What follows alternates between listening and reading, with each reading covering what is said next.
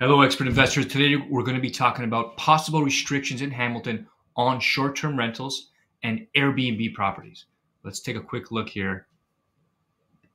Let me make that smaller. Hamilton, Ontario, to restrict short-term rentals to owners' principal residence with time limit. What most people don't realize is this bylaw was already in effect. Okay, I'm not going to read this article to you. I will link it in the video. But let me see here. This was already in effect as of January in 2021. The bylaw came into force in January 2021 and requires a property owner intending to rent out a space for less than 28 days to get a city license. The issue here is this was not being enforced at all. And I don't really personally have an issue with it. There is a big need for short-term rentals in the marketplace, and people were filling that need just like any other open market. But people are complaining, and there's been some parties and some incidents with police, et cetera, et cetera. Most people are not having this kind of issue, but the actions of a few are affecting the many, and this is the way it works in Ontario, and this is what we have to deal with. So let's cut through the BS here and see what's actually going on. Okay, so basically, you're going to have to, if you're going to do short-term rental in Hamilton, you're going to have to register your property. There is a deadline, and it is May 31st. The deadline for all short-term rental operators or hosts to register and receive a short-term rental license is May 31st, 2023. I don't know what the restrictions that go along with that license will be, right? You may have to maintain a certain level of property. There may be inspections. Who knows what's going to happen along with that license? But I would think if you're going to do a short-term rental, I would go and get the license right away, because long-term, that's probably going to be very, very valuable. I don't do short-term rental in Hamilton right now.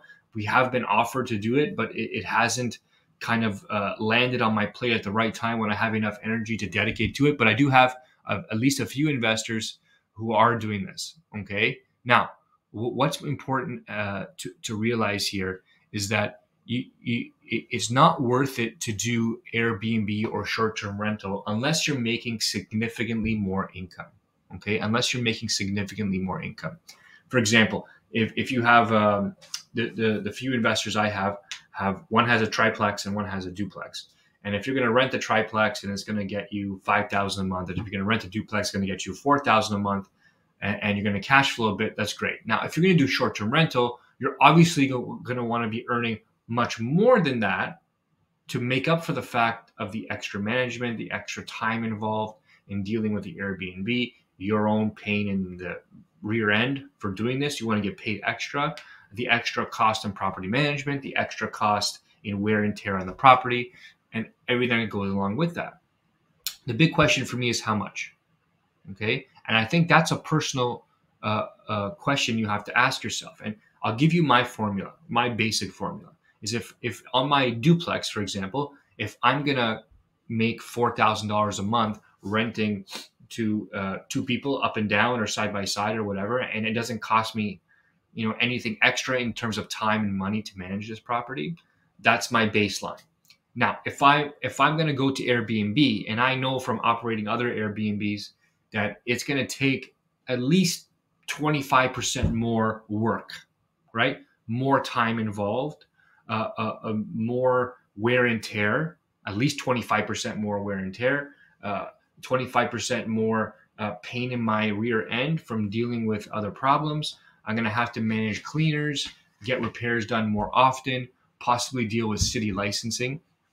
I'm going to want to at least earn a minimum of 25% more in income, but probably more. Okay. In my view, I want to earn much more than what I'm earning as a straight rental because of my time that's involved here. Now, if all I do is manage short-term rentals and I'm only a property manager and it's within my sphere of influence to manage multiple short-term rentals, that's a different story altogether. But for those of us with careers, those of us who are managing jobs and managing families at home and have small, medium, or large size rental portfolios, working within a system of property management and bookkeeping and all this kind of stuff, having a short-term rental is it's the pink elephant in the room. It's the one that garners the most attention. So you definitely want to get paid. So if I'm earning $4,000 for my duplex, I want to make sure I'm earning at least $5,000 a month or more from my short-term rental, okay? And probably more. For me, it would have to be likely more, but I'm telling people at least 25% more work. And I know that from managing other Airbnbs and short-term rentals. So you want to earn at least 25% more income. I hope that makes sense to you and helps you in your process in considering short-term rentals. These restrictions and all this kind of stuff are going to keep happening until it's regulated, and that's just the way it's going to go. Okay, my personal opinion is that if licensing is coming out like it is in Hamilton, I would go and get that licensing right away, or I would stick to short-term rental areas where the municipality has already defined what it is, where you can do it, and how you can do it. Like Niagara Falls, for example, they have an area, they have a short-term rental zone. They call it the hotel zone, where you can do short-term rentals and nobody's going to bother you because that's exactly what they expect. Okay. Some places in cottage country, the municipalities have come out and said, we're going to allow this, with certain restrictions and zoning bylaws. And as long as they're allowing it and they give you a narrow window to do it, that's where I want to be. I don't want to put my entire portfolio at risk from politics. I don't want political risk. Okay, if it works for a short period of time, that's fine. But if something comes out and the cities or any kind of municipality shuts down your Airbnb and you need that income for the property to survive, it's not a good deal anymore. So for those who are testing markets, what my recommendation is you get a triplex or a duplex or some kind of fourplex, small multifamily type property, and rent, half the units as regular rentals. If it's a triplex, do 2 units as regular rental and do the third unit or the basement unit or the top unit as the Airbnb or the short-term rental.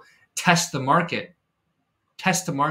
Get good at what you're doing. And then if you want to do a second unit, you already have it in your triplex. Okay. As soon as that tenant leaves, or maybe you make a deal with them to leave, add another unit, then add a third unit, and you're laughing. Okay. That's the best way to do it, in my opinion. I hope that helps you. If you have questions about this, let me know, because we have some serious experience with our Airbnb and short-term rentals, and I'd be happy to help you. Talk soon.